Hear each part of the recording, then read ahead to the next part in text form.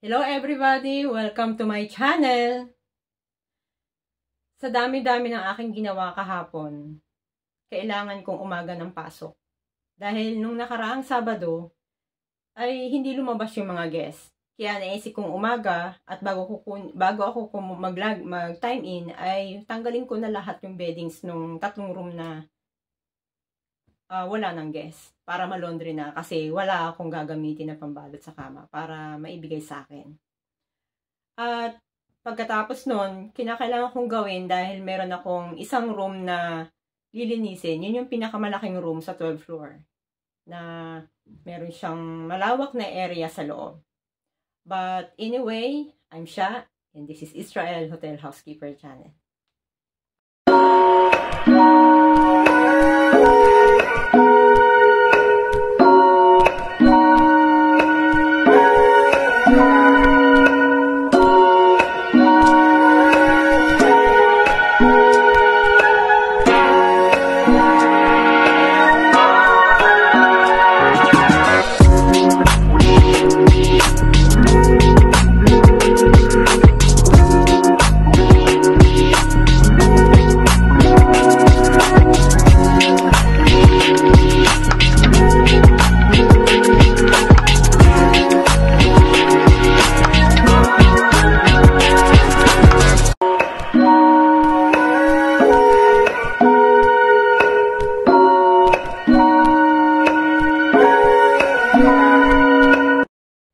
Kahapon po kasi, iniisip ko, wala akong pasok ng Sabado.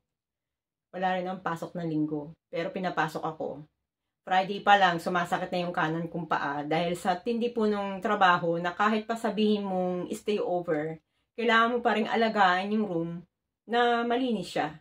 Hindi yung basta na lamang na iiwanan. Pag Saturday po kasi, hindi namin ginagalaw ang kama.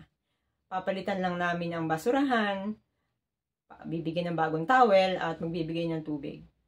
Kaya pagpasok ng Linggo, maraming aayusin. Pati ang kama, magbabacuum. Bawal din po kasi magvacuum ng Sabado. Ngayon nung pumasok na po ako kahapon, after the Saturday, marami akong pinalitang beddings. Kasi yung sa pinangkama may mga buhok, madumi. At yung mga floor or yung carpet ay maraming dumi. Kailangan mong vacuumin. Hindi pwedeng pabayaan yon dahil pag natapakan ni guest, yung carpet na madumi, mapupunta sa kama yung dumi. And then, 22 rooms sa 11, ang aking nilinis kasama na ang check-out and stay over. And then, pagdating sa 12th floor, meron ako doon na tatlong stay over. At yung isa nag-DD na, nag-don't disturb. Kaya malaking tulong sa akin yon. Sabi ko, kailangan 3 o'clock, tapos ko na yung task ko sa 11th floor at saka sa 12th floor na stay over.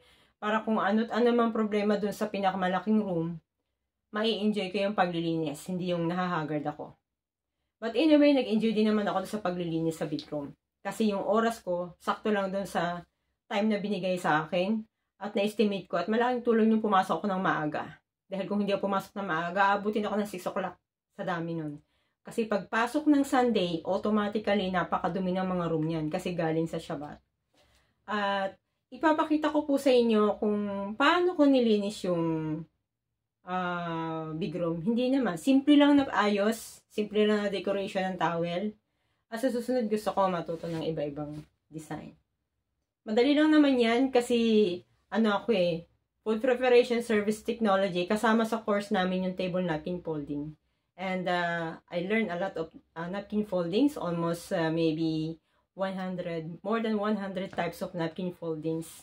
Kasi sa hotel po kasi, pag rushing time, wala ka ng time para mag-design. Siguro kapag katulad ng halimbawa, ang masarap lagyan ng design yung mga katulad ng sa stay over.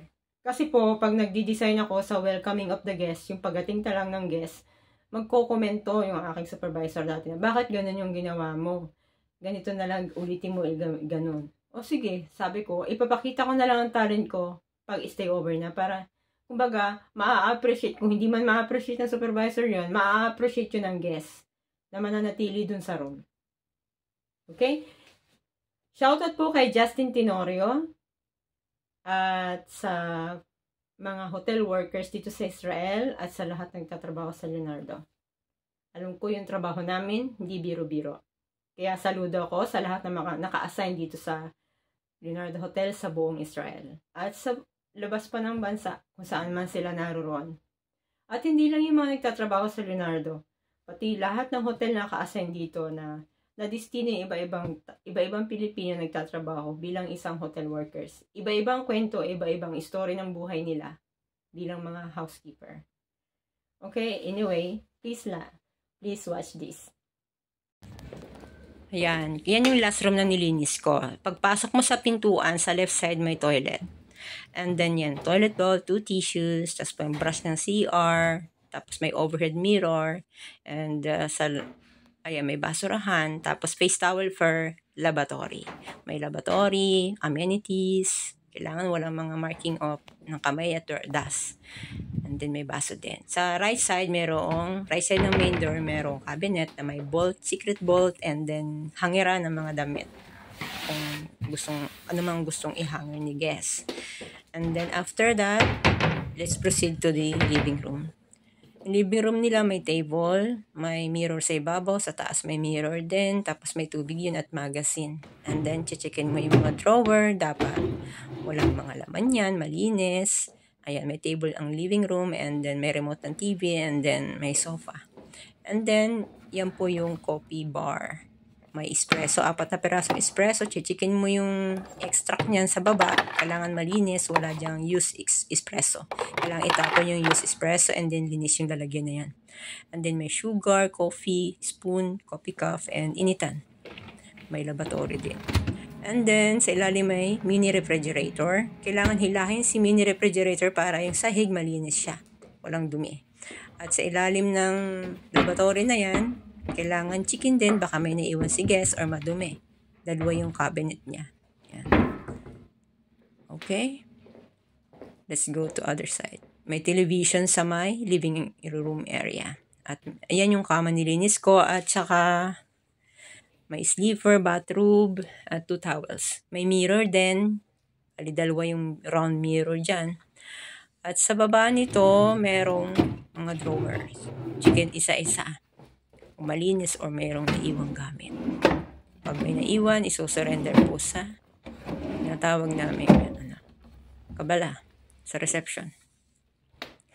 Ayan, may basurahan din. Tapos sa both sides ng big bed, may telephone, notepad, ballpen. Ayan, chicken din yung drawer kung mayroong mga laman. At kung mayroong dust, punasan. Ayan, chicken kung may dust. Kapag may dust, punasan. Dun sa other side, meron doong remote control. At nandun yung mga telephone na pwede mong makontak. Hindi ko na ipapakita.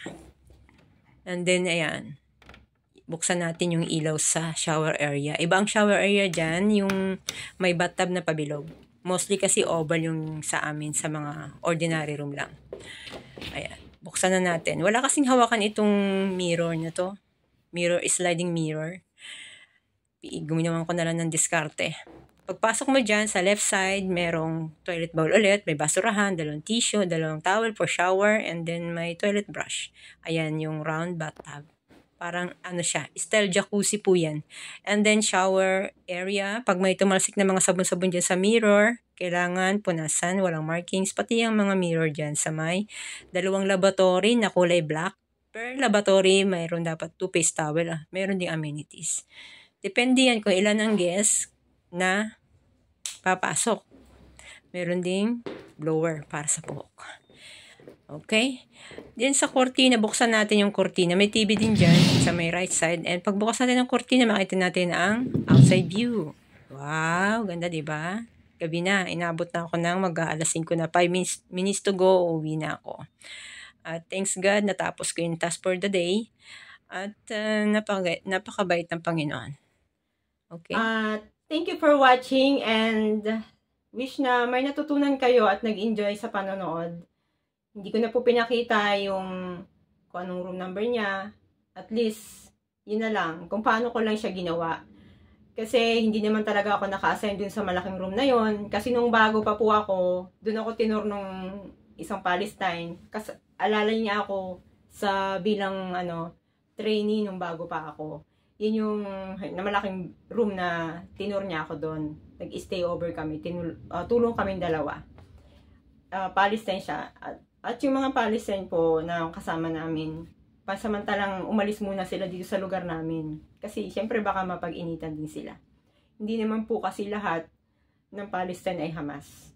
Meron lang talagang masamang tao na gustong maging member sila, inoopera ng ganito kalaking halaga. Siyempre, sa hirap ng buhay, yung iba kumakapit para maging member.